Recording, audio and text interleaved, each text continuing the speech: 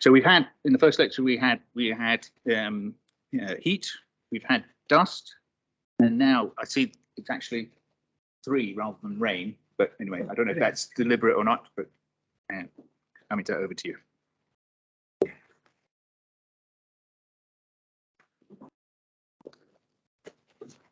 David, do we need to check if the people online can hear? Yeah. Wonderful.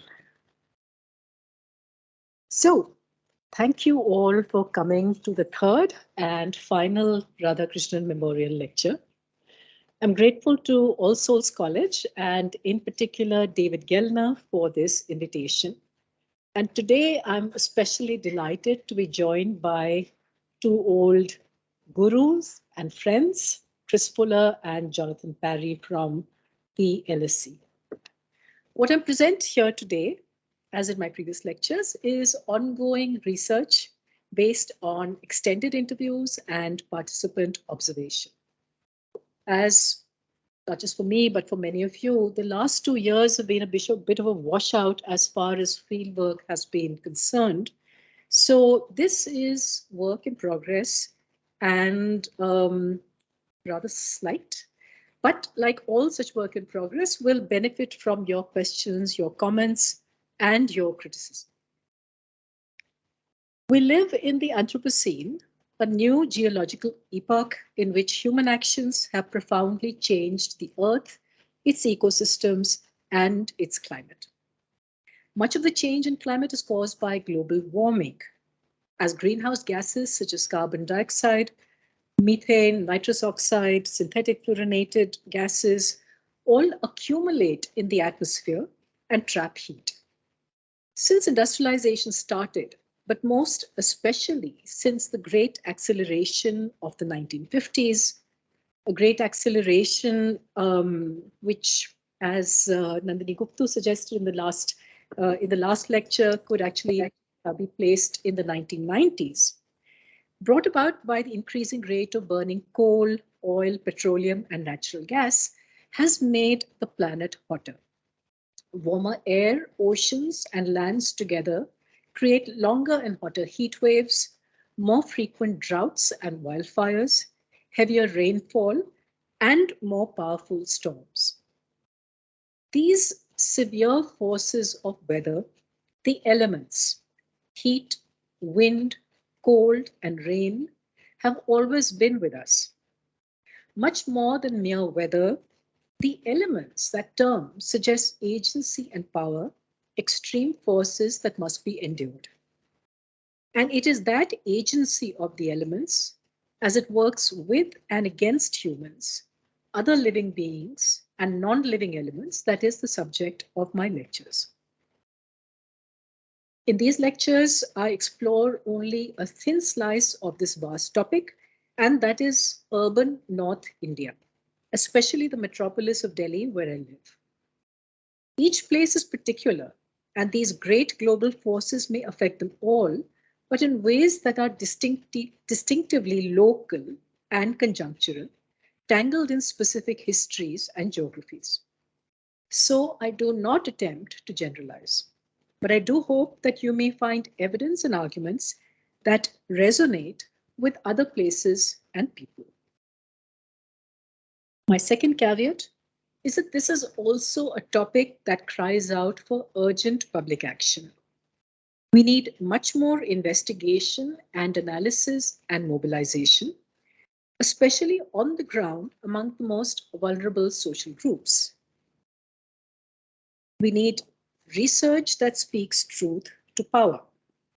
Of course we do. But in these lectures, I shall set aside the question of what is to be done and instead focus on what was, what is, and how people make sense of it. In my first lecture on heat, I described how the character of heat in Delhi has changed.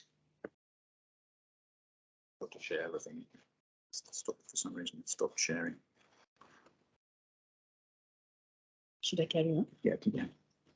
In my first lecture on heat, I described how the character of heat in Delhi has changed because of the interaction between global warming air pollution and irrigation. Delhi now has hotter nights and more humid weather, both of which are far harder to bear than dry heat and cooler nights. Alongside these meteorological shifts is a sea change in the cultural experience of heat across society, as the global warming and air pollution have interacted with Delhi's patterns of work, housing, and travel, and with cooling technologies, especially the growing spread of air conditioning. I argue that these dynamic factors and forces are codependent, entangled in ways that are hard to unravel. They create new lifestyles and habits of body and mind. They also create new inequalities and vulnerabilities, feeding vicious circles of deeper resource exploitation and ecological distress, leading to the catastrophic violence of heat waves. As counterpoint, I touched on older, still practiced modes of thinking and living with heat, which conceive a more harmonious relationship between the body and its environment, each interconnected with the other, where people submit to rules of the season, a mode of engagement with nature that contrasts with the totalizing sequestration offered by air conditioning. Some of these themes and arguments also informed my lecture on dust, another everyday element of life in Delhi that has been rendered strange by the same forces that have led to climate change. Where does dust come from? What does it do? How do people deal with it? All of these now are different from the way they used to be. I discussed the mundane experience of mineral dust that we sweep and wipe off in our daily jhadu pocha, and then went on to look at its invisible counterpart, particles less than 10 microns in diameter, especially PM 2.5, that is emitted from cooking and heating fires, from burning agricultural waste, from vehicle exhaust, and from factories. I discussed how attempts to abate this pollution have been partial and, in some ways, perverse, targeting industries and public transport, but letting private vehicles owned by better off sections of society off the hook.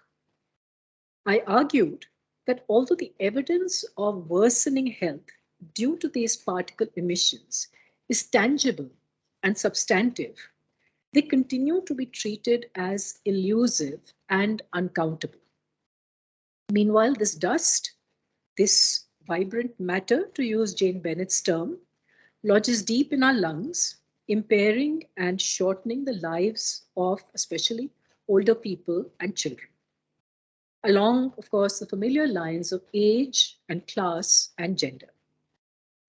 That cycle of life encompassing everything, ashes to ashes, dust to dust, is warped and distorted in the Indian Anthropocene of an urban metabolic rift. And now, in my last lecture, I turn to rain. In particular, the rain-bearing southwest monsoons that gather strength over the Indian Ocean, depending on trade winds in the southern hemisphere, clouds pushed northeastwards over the Indian subcontinent by the spinning of the earth and the heating of the Tibetan plateau, colliding with the Himalayan ranges to shuffle west towards Delhi, a drama that plays out every year from June, July to August, September. For people in Kerala and along the western coast of India, people who face the full force of these cumulonimbus masses, a thick velvet curtain that descends across the landscape, closing off everything except itself, the monsoon is a total immersive experience. In Mumbai, caught between what Anuradha Mathur calls two wetnesses, the rains and a surging Arabian Sea, they scorch and are meager showers in the north. But I have known the anxiety of farmers in central India as they look up to the skies, searching for those first telltale hints of cloud, the first showers that will allow them to sow crops, grow food, fill the stomachs of their families. The rains matter to them like nothing else. And for those of us in North India who have undergone the rigors of the summer, as I tried to describe in my first lecture, the rains are our reward. We deserve them. We have earned them through our tapasya. And that is why we celebrate them more intensely, more joyfully. North Indian poetry, music, and art are suffused with our romance with the rains. Waiting for the rains, reveling in them once they arrive, is a metaphor of a larger emotional landscape of desire and longing. In Kalidasa's Sanskrit poetry, or the Prakrit verse of the Gatha Saptashati, or even more contemporary Hindi cinema songs, rain-drenched bodies express Shringara ras, beauty, eroticism, voluptuousness, and the promise of approaching fulfillment. There is also a simple, almost primal pleasure in getting wet. I remember a June in my middle-class locality of Mukherjee Nagar, when the first gusts of wind and spatter of raindrops brought me out onto my balcony. And across the road, on the terrace of their house, my very respectable neighbors were out, dancing in the rain, their clothes soon plastered against their bodies. Who could have thought that this plump, staid Sardarji could let himself go like this, jumping and splashing with his wife and squealing children as the rain came crashing down? This is what the first rain releases: dance and laughter and joy in life. My memories of the monsoon are music, in particular the Malhar family of rag, said to be so powerful that when properly sung, they can summon the rains. Here you see Mughal Emperor Akbar listening to Tansen, a musician in his court. Tansen, who was a notable singer and composer of Malhar, the rag that is special to the rains. For me, it is the Miyaki Malhar, sung by Pandit Bhimsen Joshi, that is the most sublime music on earth. Each note, each interval is suffused with a soul-drenching benediction. And the sense of the monsoon, that warm, musky scent of the first rain hitting dry earth, that smell, or that incomparable, never to be forgotten fragrance. In the 1960s, scientists gave it an English name, petrichor. That smell stems from microscopic Streptomyces bacteria in the soil that produce a compound called geosmin. Drops of water hitting the ground release geosmin into the air. In North India, that scent of Sondhi mitti, that short-lived but all the more powerful for that trigger of memory, has even been distilled into an itra, a traditional perfume.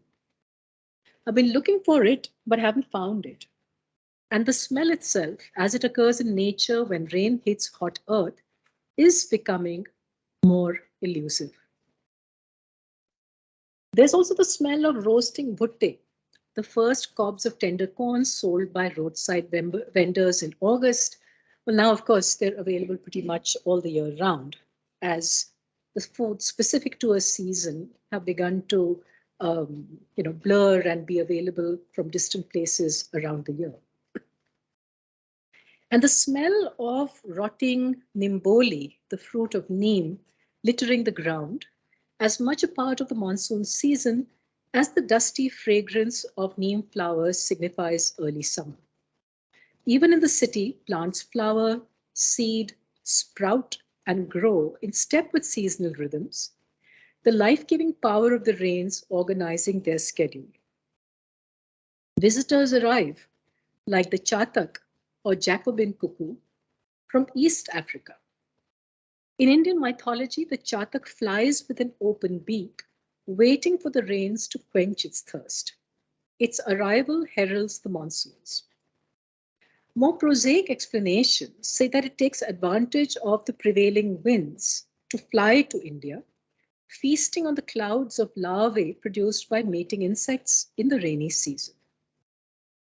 But what will happen to the annual migration of the Chatak now, when the year's clocks are off by a month or so, and entire ecosystems are unraveling?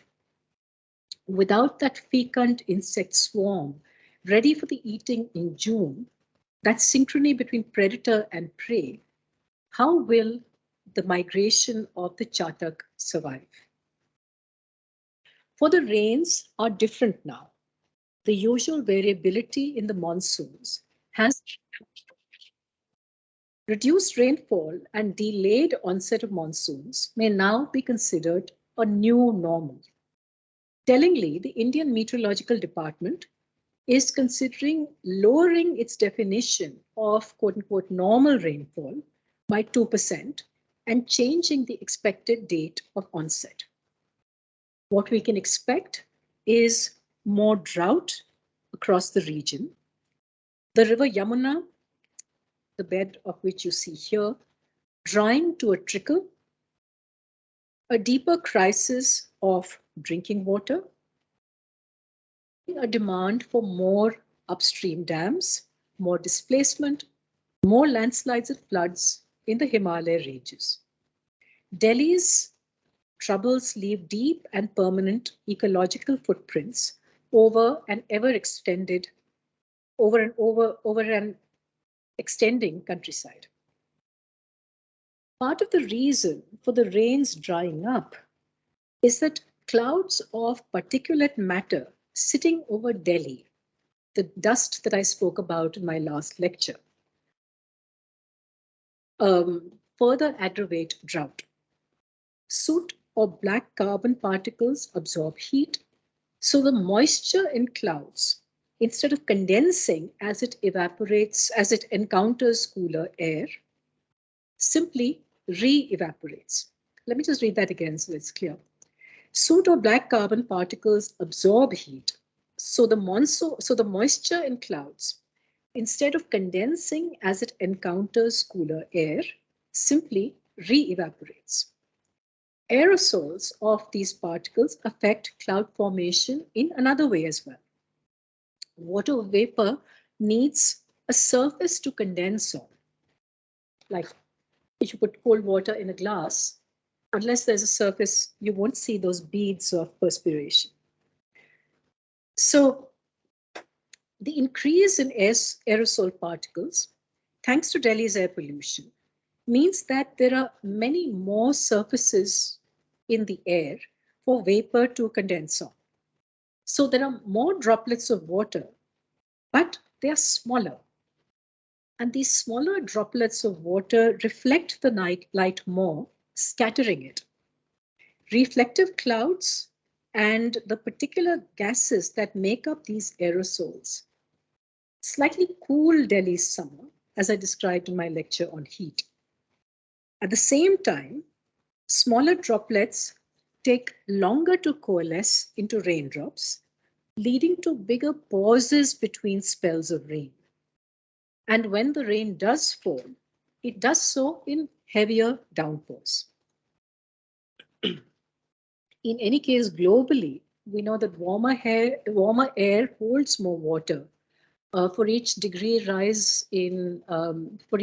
Celsius rise in temperature, water can hold 7% more, air can hold 7% more water. So more water vapor condenses into heavier rain, but it is a particularity of the interaction between global warming and Delhi's air pollution that creates a distinctive pattern. As I try to understand these changes in cloud microphysics, words from a Joni Mitchell song swam into my head.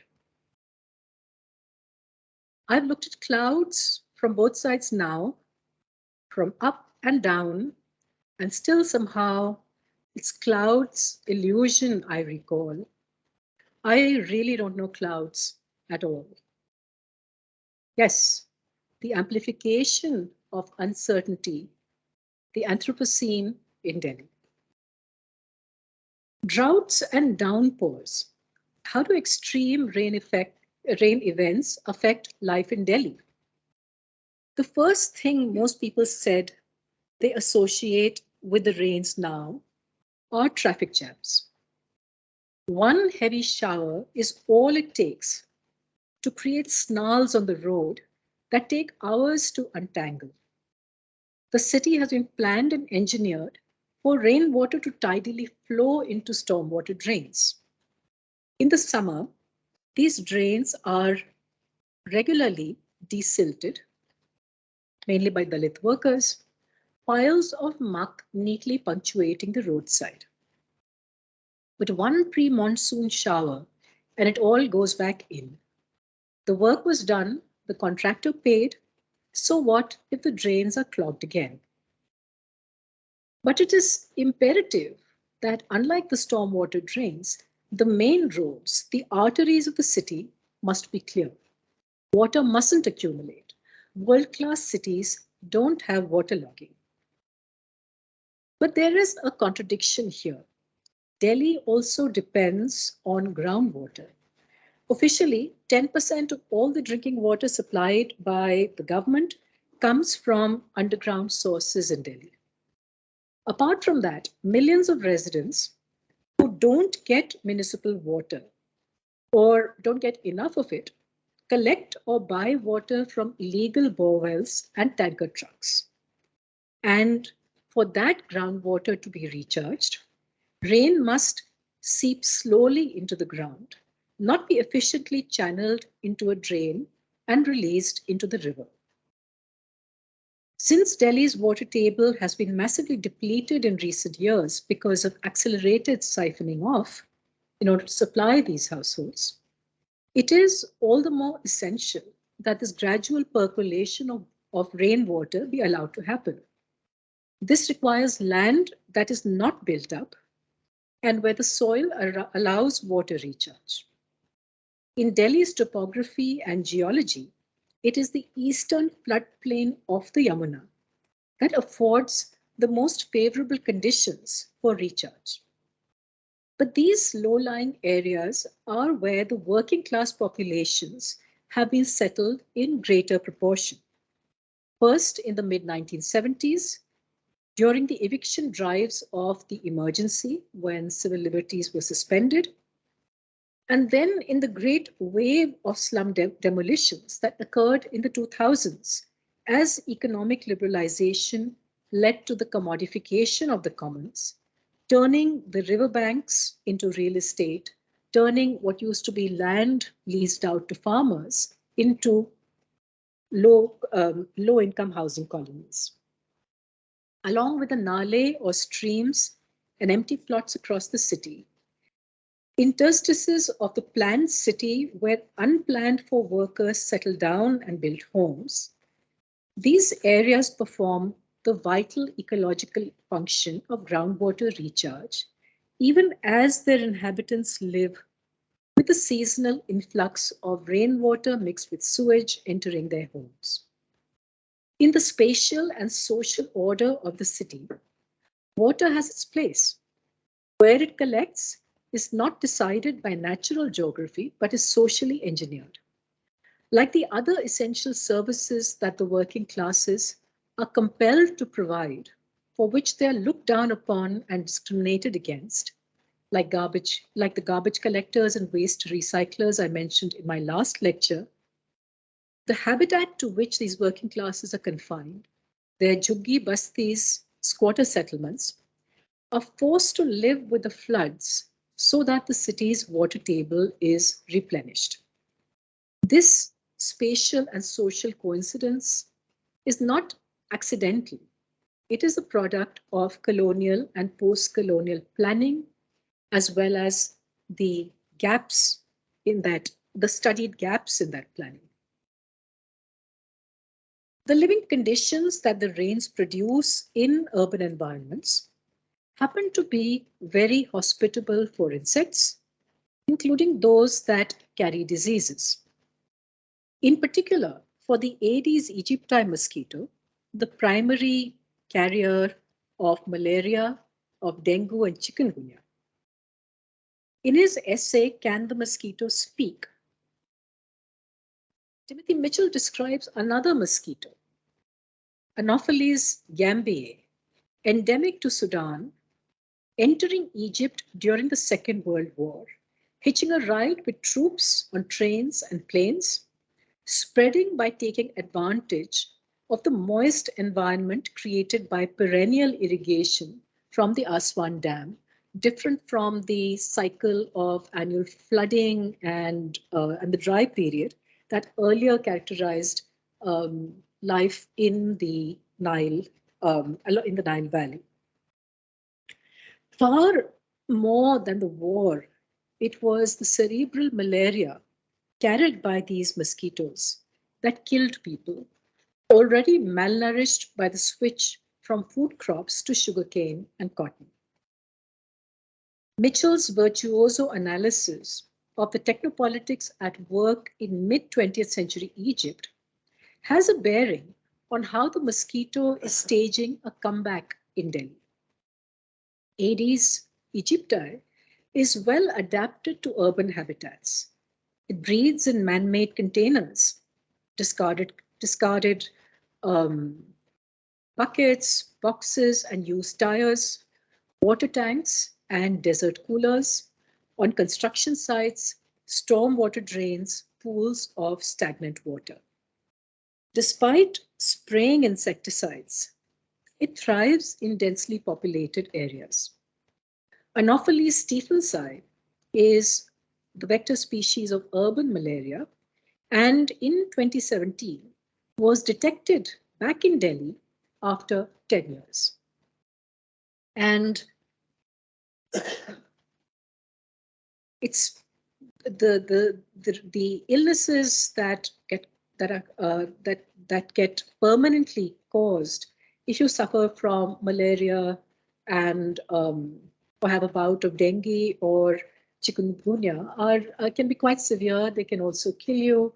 They leave you deeply anemic, cause severe internal bleeding and organ impairment. In the case of chikungunya, you get aches in your joints for several years afterwards. Ronald Ross, who discovered that malaria was caused by a protozoa carried by mosquitoes, did all his research in India. His work refuted the theory of malaria as being caused by bad air, malaria, poisonous miasmas that made people sick. But bad air is at issue again now because the hot, humid, polluted air of Delhi's irrigated spaces is an artifact of the way in which that interaction between soil and temperature and air has changed. This idea, and this is a sort of footnote, this idea of bad air is congruent with the Ayurvedic concept of Anupa landscapes, jungle and Anup being the two big biotopes described by in Ayurvedic texts. Anupa landscapes are humid, densely vegetated areas that are believed to be inimical to good health. The Aryans, after all, were pastoralists, people of open grasslands, dry landscapes regenerated by fire and rain brought down by the great god Indra. Ideas of bad air have a long, lingering history, and perhaps it is time to revisit them. But it's not just the risk of falling ill, of dying,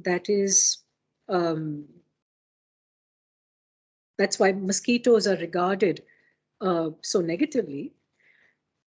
Dengue, it's also the irritation of whining, biting mosquitoes that stop you from getting a restful sleep. And on a daily basis, this is why most people who can afford it use pyrethroid-based mosquito repellents. These are relatively safe, but they are more expensive, and they do require that you have a constant uninterrupted source of electricity. Poorer people use mosquito coils and incense sticks, like this family who in the foreground you can see the incense sticks. The family of Ramveer, a daily wage worker who lives in the Yamuna Khadar slum with his wife and 2 children, for whom sleeping at night is a constant struggle against the oppressive heat, the humidity, and the mosquitoes. He can't afford an electric fan in his small one-room dwelling. He lights a few incense sticks before going to sleep and hopes that the smoke will keep the mosquitoes away. In this process, he and his family inhale more smoke, besides the smoke that they inhale from the cooking fire, from burning wood on which his wife cooks. More harmful particles enter their lungs and impair their breathing. Rainwater will leak in from the tin roof. Sewage water might enter their home. So much for the romance of the rains. In his book, Late Victorian Holocaust, Mike Davis described the rise of Western meteorological science and its discovery of global weather patterns. At the turn of the 19th century, drought occurred in northeast Brazil, Egypt, India, and China simultaneously, related to the El Nino Southern Oscillation over the Pacific. Davis argued that this natural phenomenon, which people had developed social and political institutions to cope with, became a crisis because of colonialism. It was colonial policies that converted drought into famine. Published in the year 2000, just before global warming began to be discussed, Davis's book could describe drought as a natural phenomenon. 20 years later, we know that the incidence and character of drought has been forever altered by anthropogenic changes. Drought and rain are now human-made phenomena, more uncertain than ever before. And our techniques of coping fall further short. I spoke in my first lecture of the fragility of infrastructure, how we're one power cut away from urban breakdown. Today, we spoke of rain, how we're one heavy shower away from the logjam. At the same time, these crises, which sort of teeter on the edge of catastrophe, are not binding crises. They don't unite people. For exposure, vulnerability, and risk are unequally distributed. Strategies to cope or to escape are also unequally available. The elements in the Anthropocene are produced by global flows of capital and climate change, and they mingle with local, particular processes and patterns. In cities where the natural and the artifactual is especially hard to separate, it is a challenge to think of humans in all their diversity and inequality, along with non-humans, as they shape each other. But as I say this, I realize that I am on trend with currents in anthropology, where the Anthropocene has given rise to calls to attend to indigenous ontologies and interspecies entanglements.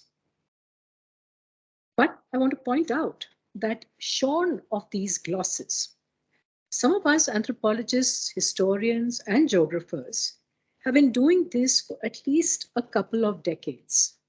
And we're very happy that others are also joining the club. But it is with a sense of bemusement and perhaps a little resentment that we heard Dipesh Chakravarti's call to cultivate zoocentrism, his wonder on discovering that the non-human world mattered to those who wanted to understand human worlds. I and my fellow environmental scholars in the social sciences have for years been so many Cassandras, cursed to prophesy the truth, but never be believed. Perhaps now that curse is coming to an end. The unfolding cycle of the seasons and the synchrony of life processes within each is now unsettled. And that has caused, as I tried to show, material disruption as well as cognitive dissonance. What I described here is not nostalgia, which actually came to my head from the question asked by Nayanika Mathur. It's not homesickness or a longing for a distant past to the safe places of one's childhood. It is what philosopher Glenn Albrecht has termed solastalgia, or distress at being in a place one calls home that has changed beyond recognition. And we didn't realize how vital the seasons were to our sense of ecological well-being, to our everyday sense of place, until they started changing. When the elements that had their proper place and time were rendered strange by the Anthropocene. In this strange new world, we need to strengthen our analysis of socio-nature, paying attention to the power relations that permeate such networks. In his seminal essay, Ideas of Nature, Raymond Williams argued that nature was a cultural artifact. Not only was the natural world physically transformed by human actions, our very perception of it was shaped by socially produced ideas and sentiments. Referring to this material and imaginative work, Williams wrote, I quote, "We have mixed our labor with the earth, our forces with its forces too deeply to be able to separate each other out." He went on, "If we say only that we have mixed our labor with the earth, our forces with its forces, we are stopping short of the truth that we have done this unequally." Unquote. Understanding processes of social nature demands keeping in mind social inequality as well as natural variability. Location matters. The cultural geography of class and caste, region and nation, gender and age, and the materiality of biophysical processes in specific places are equally consequential. Studying the Anthropocene requires relating human actors and their habitus to cultural habitats that alter and exert power. And it's with that sort of, may I say, not an ending, but an exhortation towards more research in this vein that I end my last lecture. Thank you for listening.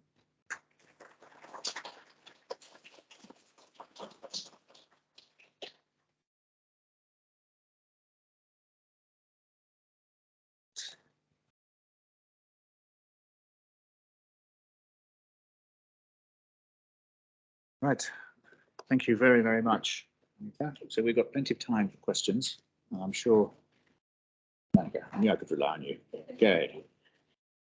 That was so wonderful. Thank you so much for the entire series. I have a question on Anthropocene, but before I say that, I should say that, my question for nostalgia was not that you were nostalgic. It was more that when we interview people, how do we exactly, it was an ethnographic question of how do we disassociate nostalgia from this. And, I completely was not saying that you're nostalgic at all. I think I wanted to pick up on, again, where you sort of ended, and especially the implication of Williams and Chakravarti. And I guess I have two questions perhaps on that. One was, I completely share your critique of the Chakravarti suddenly speculative Anthropocene. And we can talk about that for a long time. But I wondered what you think the Anthropocene brings to our conversations on exactly what you're saying. People like you have been writing about for a very, very long time, right? Environmental sociologists, work on political ecology for nature, etc.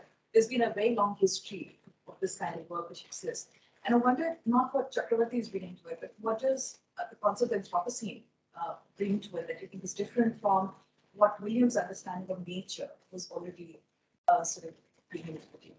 That's what I thought. I mean, I can see it in your work, but I'd love to hear you sort of. Or do you think it's not innate? Because of course, as you know, there's so many critiques of the Anthropocene, right?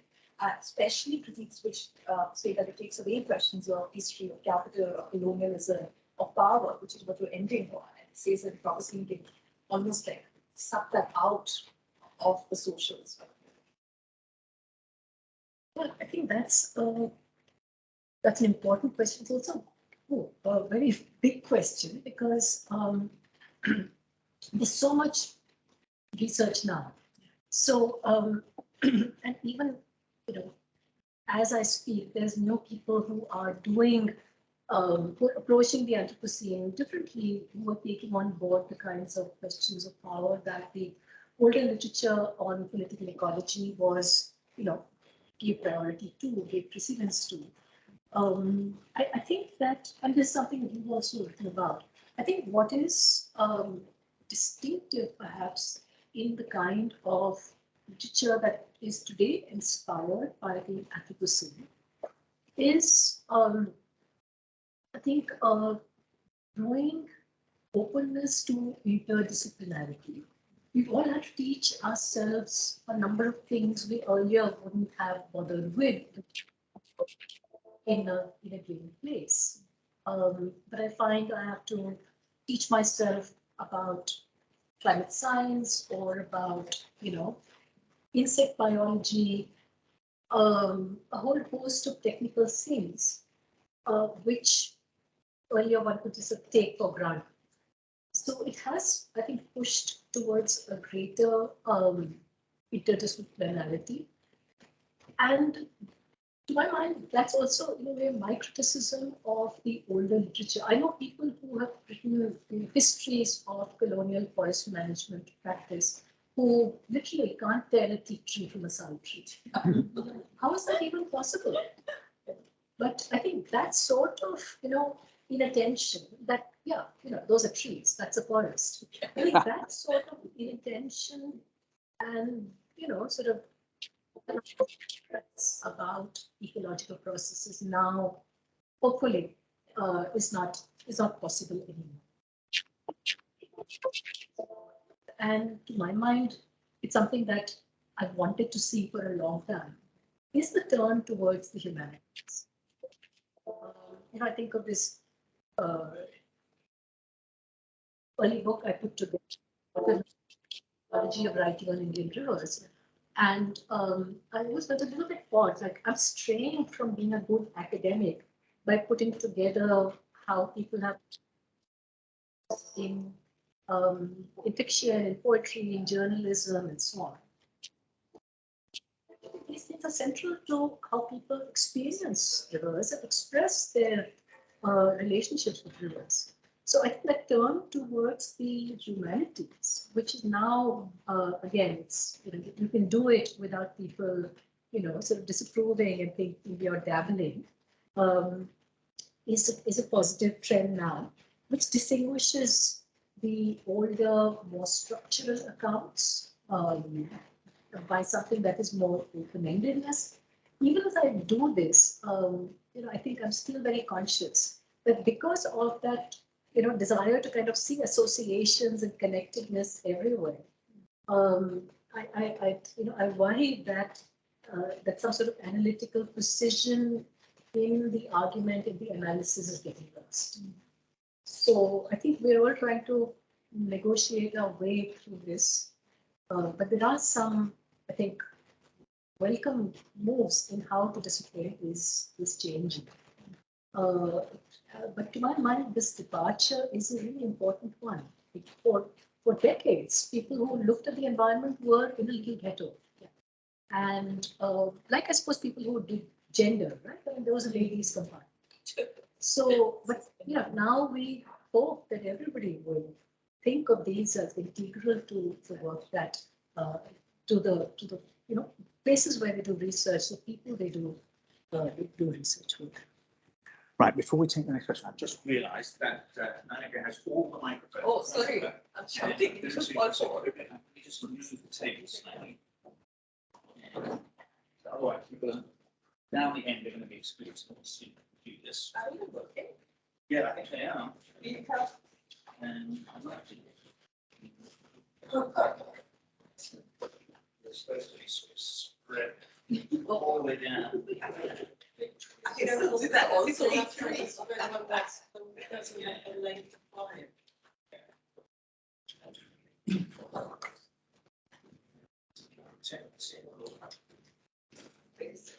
We need them to go all the way down there. It's supposed to be. It's supposed to be. If we're going to have ask questions. You can ask those would be the question they are into the mind. I don't.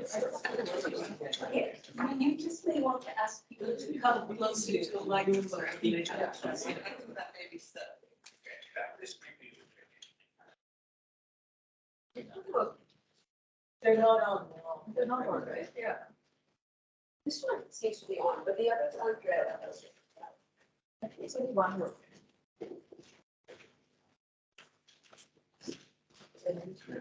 Yeah.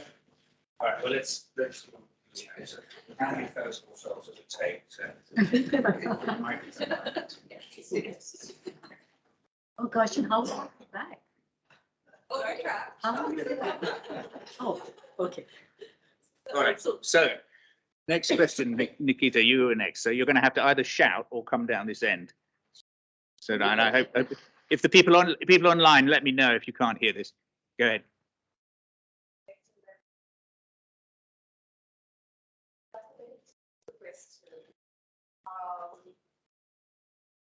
In the first one on heat and then dust and now rain, I wondered, where was the political economy there? Maybe that's an unfair question because you don't intend to go there, maybe other people are. But in the heat lecture, I was thinking of, carbon emissions and the role of capital in that. And then in the dust lecture, because I worked on real estate and land, I was thinking about, how much of Delhi's dust is created, say, by the construction industry, by real estate, by, getting rid of, vegetation around the Aravallis and taking high rises there or Gurgaon or whatever. And then in the rain lecture, when you were talking about water logging and, the role of contractors and, the work that goes into getting drains declogged and how they clog again. I was thinking about unauthorized construction, which plays such a big part in what happens to drains in Delhi and why the rain doesn't follow the course that planning they want it to. I just wanted to flag that. It might be unfair to ask you that, but I see so many directions. Yeah. Oh, but the political economy of the city is absolutely central to all the three lectures. The reason why I didn't spend a lot of time, sort of underlining it was because I didn't want to repeat work that I've already done and published in my book, Uncivil City, Ecology, Equity, and the Commons in Delhi. Because that deals precisely with, one, the way in which the planned city generated, because of the very vision of what a city should be, generated its evil twin, the unplanned city. Unplanned city, which is today far larger than the planned city. The ways in which people who live in these juggi bastis, these squatter settlements, are kept in a state of precarity because that's what allows their labor to be made available cheaply. In my first lecture on heat, I talked, I must say very briefly, about the way in which the whole system of air conditioning for a privileged few is made possible because there are coal-burning power plants. 80% of all of India's electricity still comes from coal, and that coal and those power plants that depend on it are based on extensive displacement of people, destruction of forests, pollution where they exist. And of course, the air conditioning does the same thing all over again in Delhi. In the case of the lecture on dust, my focus was on the vehicle emissions, the private vehicle emissions that are the chief source of pollution, of air pollution in Delhi, especially when it comes to the most dangerous pollution, which is by particles of size less than PM 2.5. I spoke very briefly about the way in which these particles are also generated by poor people's cooking fires in winter, the fact that they heat themselves with little, bonfires of scrap paper and plastic. All of that is about the kinds of the big differences in choices made available to people. Some who can only cook with wood or with coal because they are not a part of the system which allows them access to subsidized cooking gas. So in the case of today's lecture talking about rain, the very fact that there are some parts of the city where water is neatly allowed to go away so that you get clean, clear streets, and others where water must accumulate. All that is very much about political ecology, which has everything to do with the way in which the city's economy works. But that economy and quality is inseparable from these ecological elements. So in everything that I described, I think political economy is very much a part of my framework, but I find political economy limiting, which is why I call what I do the cultural politics of the environment, because it lets me get at the different ways in which the environment is imagined and to do so in relation to the natural biophysical world as much as the world that human beings make through capitalism, through colonialism, through caste, and so on. So Chris, I think you were next. Yeah, this is a question out of bottomless ignorance, so excuse me if it sounds stupid, but I mean, what I haven't heard, you just mentioned cultural politics. What you haven't actually said in this lecture, even if you said it in others, is what is the sort of mundane culture of it, what the ordinary people think about it, and how do they understand it. Now, I entirely understand as a visitor to that, you must understand the times better as a long-term resident. I mean, how this city is totally different.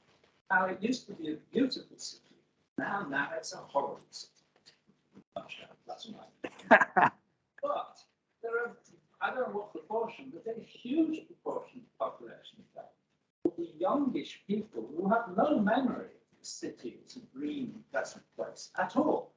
And what do they think about it? The picture you had at the end with these slum dwellers trying to sleep, as far as I can see, most of them are not very old. 7 children, even adults who are young.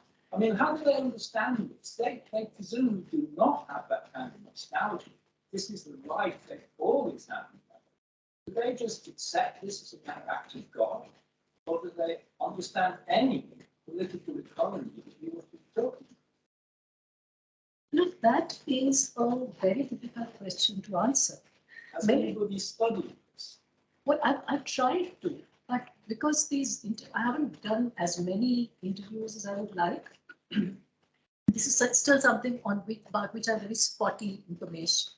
Because you're absolutely right that it's older people who have that memory of how things were in the 80s, in the 70s, and so on.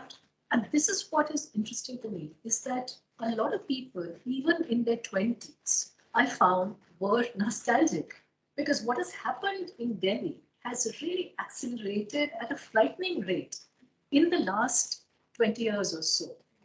I say after the 1990s, because that's when economic liberalization policies were announced, but there was a lag before we really saw the effects of liberalization. And I would say, therefore, we're really talking about the end of the 1990s, around the turn of the millennium. Yes. Which is when people can actually say, well, things were different back then. So the sort of point of comparison, even for people in their 20s, people in their early 30s, is with an urban past where they remember Delhi as being, they say, less crowded, less traffic, less polluted.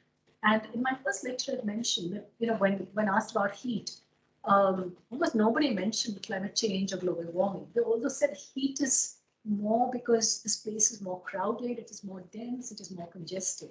So their sense of heat is very much to do with their sense of being, crowded and the clamor of life in the city. At the same time, there are younger people who have moved to Delhi from villages. And so they have a point of comparison which is rather different. It's also much more mixed. So some of them say that as far as Delhi's environment is concerned, they like it, because they have more ways of being able to avoid it. So when they now go to visit the village, they come back and say, oh, but there was no electricity there, so there were no fans, and it was just really uncomfortable. So even if you're living in a Jhuggi Basti in Delhi and, in what are wretched conditions, they still might think about that life as, a little bit more positively than others. But that's about all that I can say, and it's not very much. So this question of how do other people, younger people, understand change, and what will happen to those people who don't have a point of comparison is an interesting question. I have a feeling that because things are just getting worse and worse and worse, if I talk to people who will be, 10 years later, people who will be in their 20s then, even they will be able to remember a better time. So, but, I have to actually investigate that. To be fair to Amita, she did give us some voices of Delhiites in the previous lectures. Just to be clear. Ruth. Yes, I was thinking about what you said about return to the humanities, and I know people who are finding, these are Christians actually here in Britain, who are finding that rather than giving people talks about information about climate change, they are talking about taking people out to nature and trying to spiritually connect. And then people care. But the more information and the more science they're giving, the more lecture they feel. And I found that extraordinary, but not at all surprising. I think it's not dissimilar to the discussions about vaccination, where there were people who were anti-vaxxers, who hate it when you keep on reading these statistics, because they're basically saying you're stupid, you're irrational. There are intuitive feelings about the rightness of certain connections that go beyond knowledge. And I found that very interesting because you put that in your own talk, but your own discomfort, despite your own turn to the humanities, but whether or not you still possess the analytical rigor you desire. And I think that these are very, very thorny issues for all of us, because we keep on saying we need to investigate more, we need information. But what's so interesting is that even when people have the information, they don't turn to an explanation. Climate change, even if they're more well to do, it's about claustrophobia, it's about being inundated by other people, it's about the filth, it's very different forms of its explanation. And I think that I would agree with you, especially the Anthropocene is so important because it forces us to think about the materiality of change, whether it's insects or trees or whatever. But it's also in this world that seems so vague that we may have an answer more to understanding mundane reactions and above all, the subjectivity of individuals and groups. And that's just my thought, because I was fascinated that this friend of mine was doing this, taking people out into the woods, and then I read it in the Washington Post about how all these Christian pastors were taking people to the woods who were, who thought climate change was a hoax. Right. That's about the epistemology. How do we, convince people of what's happening? Well, clearly, information in and of itself doesn't work. Yes. But you also open up what is in fact a minefield, because, you know, especially now in public discourse around the world, but especially in India, a rational conversation about anything is impossible and appeals. Right, right, absolutely. So appeals to emotions, appeals that, you know, help, what's the word, affirm, consolidate what are existing prejudices, existing habits of mind, you know, operate through the emotions. So this is what Indian political discourse right now is all about. So, you know, I understand that persuasion force requires an appeal to not just the mind, but to the heart, not just, yeah, you know, it's beyond logic. But at the same time, I want to, you know, be conscious of how one uses those appeals, so that if it's possible, some of the dangers can be avoided. We can't lose our critical faculties. And that's, we're here as academics to do something different. But at the same time, it must be part of our critical sense to analyze what gets through to people. Yeah, absolutely. Which is why I find the anthropology of the senses so particularly compelling now to use in the kind of analysis that I'm doing. Thank you. I'm going to take a question online before we come back to the room. Nandini, can you unmute yourself and maybe even put your camera on? Okay, so I just wanted to start off by thanking you, Amita. It's been absolutely fascinating. I've learned so much about the elements, and this kind of crash course in climate science has been really revealing. So thanks for that. What I've taken away from your lectures are three things. One is you've told us what's happening to the elements. You've told us who's bearing the worst burden of it and who is contributing most, to put it a bit simplistically. And I mean, you didn't, my summary there was simplistic. And thirdly, that the approach you're taking is that these changes are being perceived in very particular ways. And as you ended there in response to the previous question, that the anthropology of senses has been particularly productive. And I entirely agree with you. And you said this in response to Nikita's question as well. But I still remain puzzled, and perhaps I couldn't really hear what the previous question was. Perhaps it was raised there. So clearly, many people have not experienced change. So, you know, Chris just now mentioned young people. But if you remember in the first lecture, I asked about the migrant city and migrants who have experienced change, but not to do with this city. So I'm wondering, where is that sense of change coming from? Because clearly you cannot entirely explain it in terms of the senses. Even if one was to agree that senses are not entirely sensory, there's also cognition involved in it. It's clearly coming from broader narratives, constructions of climate change, various discourses and so on. And so methodologically and analytically, how much weight do you place on that? And assuming you place some weight on that, which is what you seem to be saying in response to the last question just there, what does that do to your anthropology of senses? And just a kind of related question, I was also wondering, as I was listening to you today in particular, what people are sensing is clearly that the elements are now temperamental and capricious. But that's always been the case in some way. So is it that they're experiencing change? Is it that they're experiencing extreme climate?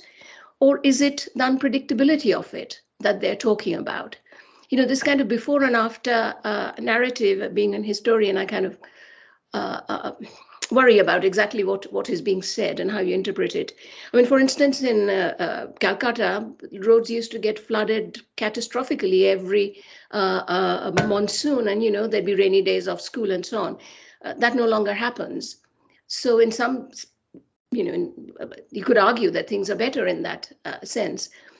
So, so I was just wondering, what is it change or is it a very particular perception of the elements that's causing worry?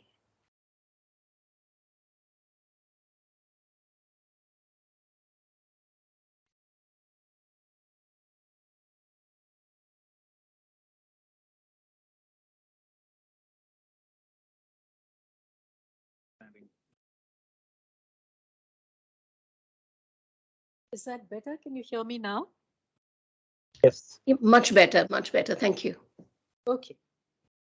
Right. So thank you for those comments, Nandini. I don't think I can do justice to them, but they're certainly things that I need to think about much more. But just to try and clarify what I've been trying to argue, the elements that I talk about have always been perceived as being particularly severe in the case of heat in Delhi, capricious in the case of the rains.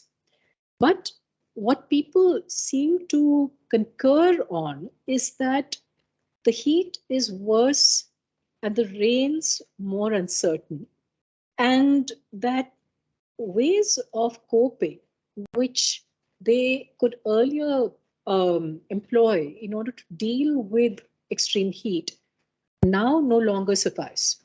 And I tried to detail the ways in which the construction of homes, the design of workplaces, the ideas of what it means to be a modern person, how you have fun, how you hang out with your friends, all of these dovetail with each other such that air conditioning becomes the only technology that allows younger people, or for that matter, other people as well, to be able to cope with with this changed element, namely very, very high heat.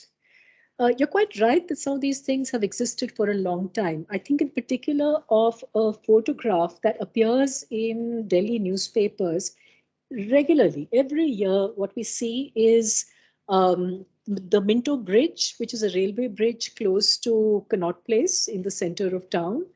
Um, and below it, after the first rain, what you will see is a photograph of the area under the bridge, which is where the road slightly dips down, flooded with water, with water that's so deep that a DTC bus is submerged in it, and you can see only the top of it. And so they say, once again, devastating floods and so much that entire buses are submerged. It turns out that that's been happening since the 1950s. It's not because the flooding problem has gotten worse. That has always been a sharp slope, and they've always had to use pumps to get the water out of there. But the thing is that since life is much more complex, and here I suppose this is the idea of risk society that Ulrich Beck talks about, complex at the level of technologies, complex at the level of every little thing having to work efficiently and in coordination with other things. What tends to happen is that if one element breaks down, the entire system kind of teeters on the edge of collapse. Earlier, when you didn't have that much traffic and that Minto bridge was flooded, well, there were other roads that you could take. But now every particular artery in the city must have traffic, because one choke point here leads to blockages all the way around. So there's a way in which what were earlier, less consequential aspects of everyday life now suddenly become much more important in their ability to throw the whole system out of kilter. What, in the case of ecology, has been called a tipping point. That up to here, as far as emissions go, or the destruction of habitats, it's all right. But there's a point at which suddenly what you then get is a sharp extinctions, or sharp sort of blowback from these sorts of incremental abuses of the environment. So I will stop at saying that because I really don't need to think more about your questions, Nandini. But thank you so much for them. Tony, you next. I'm afraid this really is a naive question, but I'd like to know that if you look at it from the perspective of class politics, is there the slightest glimmer of hope in anything that you've said? I mean, it seems to me the poorest group, they simply can't afford to have more sustainable practices. The rich industrialists, the construction magnates, and so on have their obvious interests. The new middle class want their air conditioning, or at least their air coolers and their scooters and their Tata, what we call the cars and so on. I mean, shouldn't we expect, or is there any possibility of meaningful political action?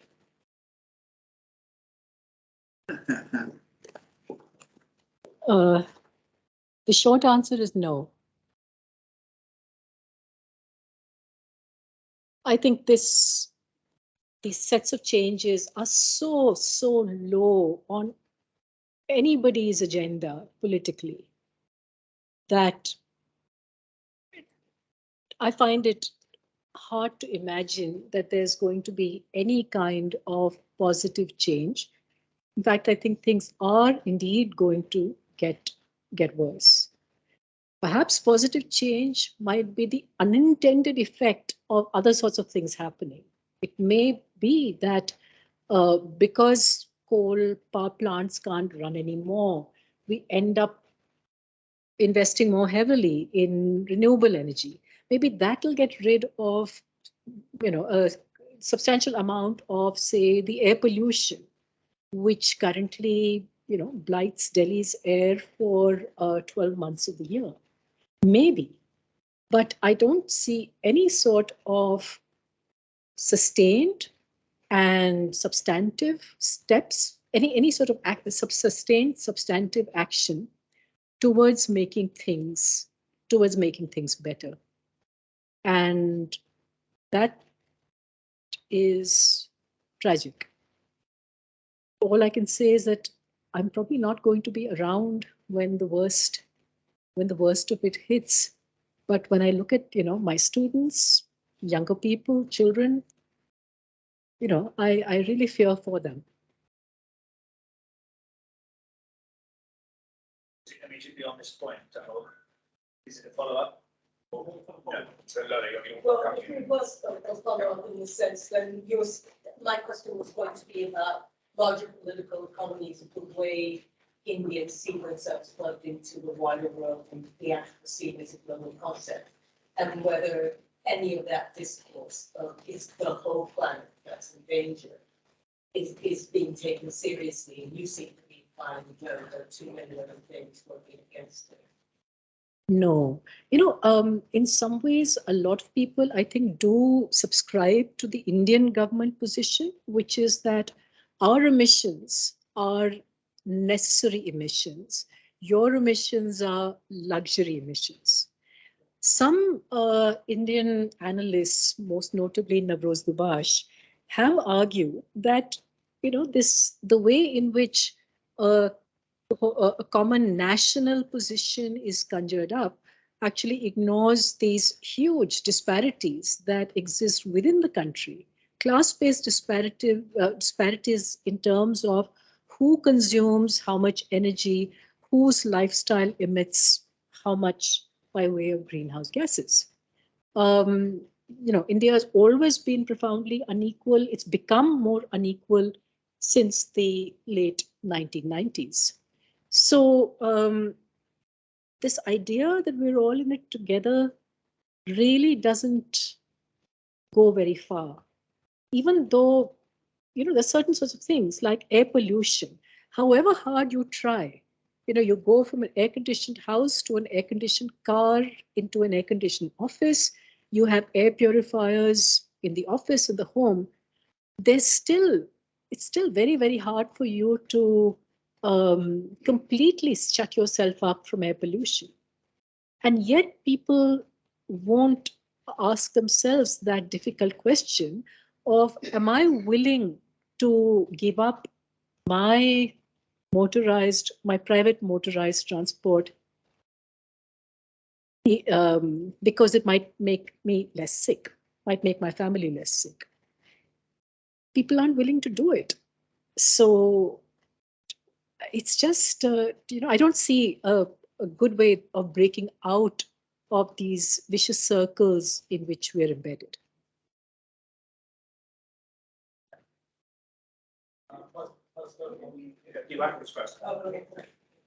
First of all, I wanted to praise your poetic description of heat and rain. They were almost on par with the classical descriptions. When you are even more complete.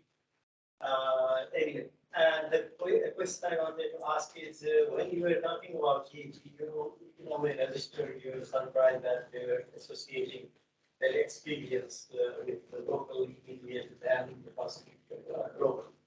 But in the context of dust and rain, maybe either it's accelerated event like in the form of cloud and other things. How these people reacted, how they connected, it's made more obvious. Like they cannot integrate this change cycle of rain or amount of rain locally. I don't really know. Everyone sort of noted that it used to rain in a much more regular way. It used to be that, rain would come on time. They say, I think this is a trick of memory, because in fact, there's always been some variability in North India about when the rains will come during the monsoons. But people, almost uniformly said that rains used to, they would say by the end of June, we would have the rains. We would have steady rains. They remembered things like, the rain flooding the ground and earthworms coming crawling up. And, so the ground being saturated, which also goes to show that many of them remembered unpaved spaces, because in paved spaces, you don't have anywhere where earthworms can come up. So there's a sense definitely that rain is less, it comes later. And this actually happens to coincide with what climate scientists have also been recording for Delhi. I don't want to pick one year as an example, but, anyway, anecdotally, last year it rained till September. And what I wanted to do in this paper but didn't actually succeed in doing was to point to the continuity in terms of humidity. In my heat lecture, I said that it's not dry heat anymore, it's more humid. And when you get that much longer period of humid weather from March, April, all the way into September, October is where we're supposed to get back to dry heat. But that longer period means that the humidity now continues into the winter even, and therefore this certain kinds of diseases like malaria, dengue, chikungunya, which used to be much more limited in terms of their seasonal incidence, now stretch much longer. Of course, this is not really answering your question. When I was living in Benares, there used to be no mosquitoes. They all died. Yes. Now you say, yeah, because of the extended humidity program, they are all around. That's right. Again, my personal experience is of growing up in Delhi and not really ever needing to use mosquito nets, except for a very short period, just after the monsoons or so. Now I use a mosquito net 9 months, 9 months of the year. So, that's quite a major change to just how you live your life, because you have to constantly worry about mosquitoes in a way that you didn't earlier because the high heat would, like you're saying, kill them off. Yeah. Thank you for those wonderful lectures. When I was thinking across all three lectures, I sort of picked up on this tension between the subjective and the objective. That an objective level we give us enough convincing evidence that the working class will also really bear the brunt of Anthropocene, whether it's heat, whether it's rain or dust. But at the subjective level, you pointed out how, through cultural reasons, whether it's working class notions of toughness, into cosmological notions of adaptability of the body, subjectively it's experienced very different. And I couldn't help but think that a few years back when I was in master's students, I had a professor who told us that subjective well-being should never be the basis of state policy or public policy. I wonder what that anthropologist's answer to that would be.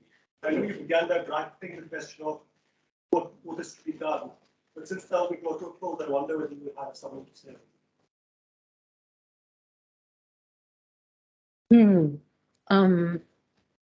Well, that's a difficult question.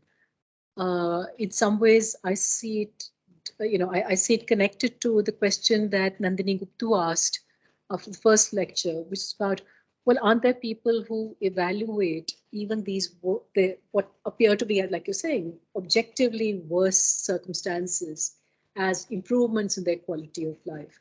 The security guards or the shop assistant who lives in a slum but who works in an air-conditioned space. It could be a tiny kiosk with an ATM machine, which happens to be air-conditioned, with this one security guard. It could be somebody working in a shopping mall or somewhere else. So what does one make of those experiences of which are perhaps evaluated positively of well-being at people's own assessments of them? I think that one can only point to these as perhaps contradictions, that there is no direct or neat correspondence between what, from my point of view, seems to be an objective analysis of the way in which the city is socially and spatially, ecologically worse off, and people's very varied accounts of how they see their life as perhaps improving in certain ways and not in others. I think what you touched on is a really important question, which drives not only our understanding of the world, but also the ways in which we expect social change to happen. That whole idea of consciousness and consciousness leading to particular forms of identities, which lead to whatever, class formation or to some political formation that can collectively act for change. I think we realize, not just in this field, but in all others, that is a very difficult set of transitions. There's certainly nothing natural or inevitable about them. So I think I need to do much more work on examining these kinds of contradictions, these ambivalences in how people evaluate how their lives have changed in the context of these sorts of elemental changes. And perhaps I can only leave it at that, because I don't think I see for myself what the next step might be. But I think it's a very important issue that you have brought up. So thank you. Just looking to see if there's any final questions. Anybody online? Looks to me as if Joshi has just put a comment. The monsoon is currently causing devastation in the northeastern states. Mumbai floods a few years ago were blamed on the shrinking mangroves due to urban development. What is the role of urban planning in the changes that you have spoken about? Might be a whole nother lecture. Yes, and this too, thank you, Vibha, but I've sort of been careful to sort of sidestep the whole issue of planning and good policy and so on. With the, but I'll just sort of try and give a very brief summary of what I see as action in urban areas, which is around the restoration of wetlands. Wetlands that are tremendously important in terms of absorbing extra rain from heavy downpours, in recharging groundwater, as I said in my talk, and which have been heavily encroached upon, built upon, partly as part of that real estate expansion that that Nikita, you also you just mentioned in your question. Here I find the work of other scholars, in particular, Nikhil Anand for Mumbai, Karen Coelho and Nityanand Jayaraman for Chennai, to be particularly important. I'm also inspired by the work of people like Leo Saldana and the Environmental Support Group in Bangalore, which have fought for the right to restore wetlands legally and have got some favorable court judgments. But sometimes, their fights have been one step forward, two steps back, because it's very hard to restore wetlands. And many of the groups that try and do so happen to belong to the same sorts of, the bourgeois environmentalists I mentioned in my second lecture. So they are quite keen to restore lakes and tanks, but they do so by, once again, sort of eliminating or evicting the poorer people who live around these areas, who settled on them because they happen to be the only available spaces, the so-called urban wastelands, where nobody else wanted to settle. So a lot of these urban restoration projects in Bangalore tend to restore, quote unquote, drainage patterns, which are ecologically very important to do, but do so at the expense of the, working class populations who also depend on those areas as just places to live on. So I think that the floods and in Mumbai, in Chennai, and so on, certainly did alert people to the importance of maintaining urban, ecological landscapes as ecosystems. But the ability to take that recognition forward into projects which respect the rights of poorer people in those areas, that certainly hasn't happened, and I think it needs to.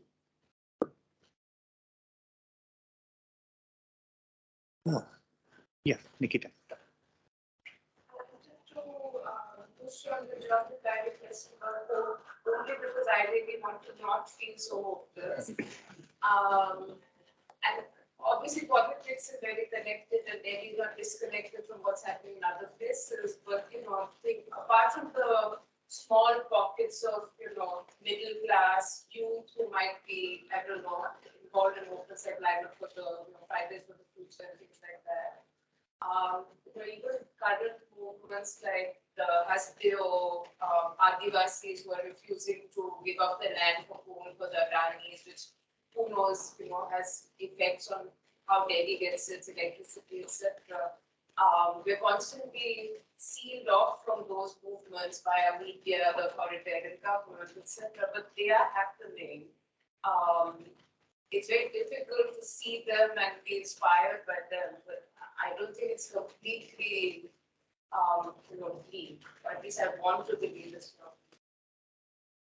Yeah, no, I'm totally in sympathy with you because, as you know, I started my research career in association with the Narmada Bachao Andolan. What an, inspiring, accelerating movement that was, and how it's in some ways changed everybody's understanding of what big dams are about. Hopefully, forever. Of course, there are movements. Of course, there are people who are desperately fighting to hold on to what they have, to secure more than what they have. And, one must support them, promote them, spread the word. At the same time, I really do feel that, we're running in order to, and running to try and stay in the same place, and we're not succeeding. Not just on the environmental front. I mean, we know what's happening in India in terms of, say, the sort of complete erosion of constitutional values and so on. It is bleak, and I don't want to sound a note of hope just because this is a grim way to end something. I think we find hope and meaning in all kinds of different ways, and we have to, because otherwise, we wouldn't go on every day. Why would we wake up in the morning unless we found some hope somewhere? So yes, there is hope, and yes, we must find it and strengthen it. But at the same time, I think the grimness of things is also something that we confront. Well, thank you. I think that's an appropriate note on which to end 3 wonderful lectures, which, as Amok said, you've touched the sort of deep structural inequality, but you've also touched the kind of individuals. You evoked the senses of heat and in a wonderful way. And I think you've also shown, I may say, be sort of as a disciplinary chauvinist, you've demonstrated how an anthropological sensibility can actually contribute to these really important questions that we've just been discussing. So thank you for 3 wonderful lectures. Thank you.